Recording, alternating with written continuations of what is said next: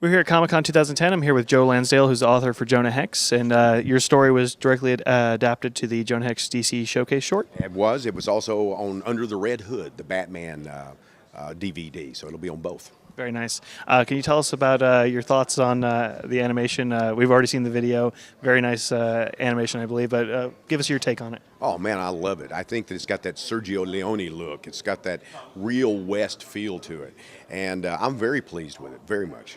Are there any other stories from the Jonah Hex universe that you'd like to see animated specifically? Yeah, I'd like to see my comic Two Gun Mojo animated specifically. I wrote that years ago. It seems to be one of the more popular Jonah Hex comics that they've done. It would make a wonderful animated film. Very nice. Are there any other DC characters that you'd like to work on for maybe an adaptation for their Showcase series? Well, you know, I kind of like the classics, I like Batman, things like that. But there are also some of the other characters that I wouldn't mind doing, like the Martian Manhunter, things like that. I love all that stuff. I'm a big DC fan. Very nice. What else are you working on right now?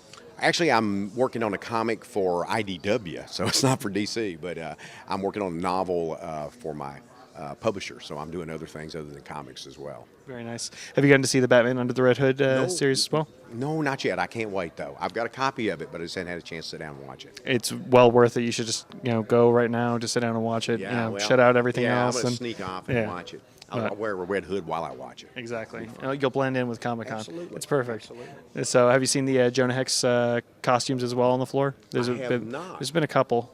Really? No, I wished I had. I'd like to see that. Yeah. The scar and everything? Oh, cool. A few people. Yeah. So Yeah. it's Comic-Con. There's got to be at least 1 to I've 20 I of... saw a walking box. I've never seen that before. I've seen some really exciting things here. Is this your first time at Comic-Con? No, I was here in 2000. I got an Ink Pot Award back in 2000, so I was out, and I thought, oh, this is huge. And I came out this time, and I thought, holy cow, it's like 10 times more than what it was in 2000, or maybe 2000, 2001, whenever it was I was here. Amazing. I've been coming to Comic-Con since I was very, very, very young, so I've seen that progression. You're not that old now, son. Yeah, I've been going for almost 24 years, though. Wow. So definitely Have you there's seen been it a change dramatically? Oh yeah, it's drastic. I mean, even just in the last 5 years, it's very interesting to see. I mean, the fact that they're using the hotels now as well for meeting spaces. I mean, we're obviously getting more opportunities to meet with people like you guys and do nice coverage for this. And people are starting to realize that there is an excitement and a worth to this sort of thing. When I was growing up, comics, they just thought that's just for kids.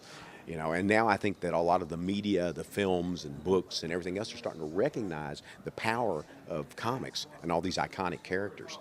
It's very interesting, too, because Batman Under the Red Hood is such a very dark, iconic Batman story, and it's not for kids. I mean, you're watching the beginning, Death of the Families, the very beginning of the story, and, Death of Robin, and it's not something, you want to put on for a 5-year-old, and having your story attached to it, though, it's a very cinematic piece to go with.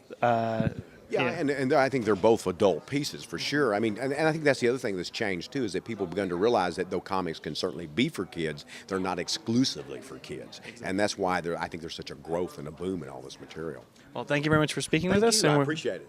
We're at ComicsOnline. Stay tuned for more DC Showcase.